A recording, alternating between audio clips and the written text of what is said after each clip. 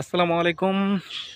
Hello friend, সবাই কেমন আছেন? আমি এস সেলিম। আজকে নাদার একটি ভিডিও নিয়ে এসেছি আপনাদের মাঝে, অন্যরকম একটি ভিডিও।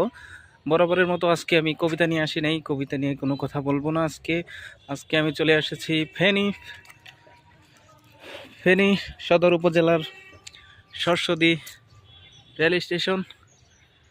আমার কর্ম এলাকার মধ্যে সরস্বতী ইউনিয়নের একটি রেল স্টেশন। এটি ফেনী সদর উপজেলায় অবস্থিত।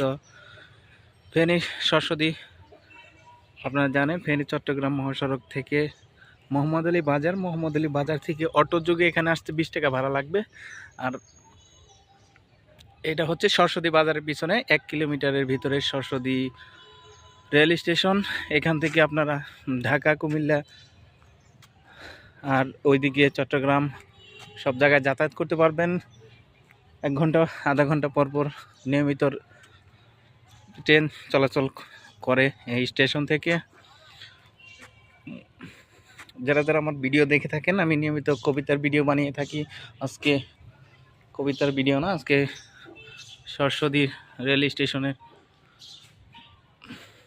রেল স্টেশনটি আপনাদের দেখানোর জন্য চেষ্টা করতেছি।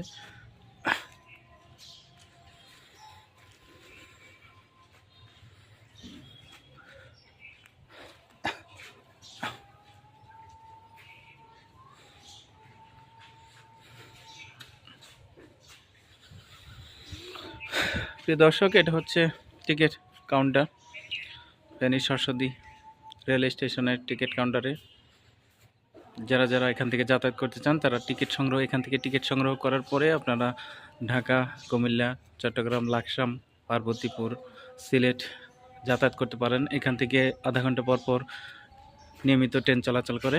আর এটা হচ্ছে যাত্রীদের জন্য, যখন ট্রেন রেল স্টেশনে অবস্থান করে তখন যাত্রী রাস্তা ক্রস করার জন্য এই ওভারব্রিজটি নির্মাণ করা হয়েছে। আর এটি হচ্ছে ফেনী সদর উপজেলার সরস্বতী ইউনিয়নের একটি রেল স্টেশন। এখান থেকে এটি আমার কর্ম এলাকার মধ্যে পড়েছে। আজকে আমি এই কারণে আপনাদেরকে দেখানোর চেষ্টা করলাম এই স্টেশনটি। সবার কেমন লাগলো একটু ভিডিও দেখে সবাই জানাবেন।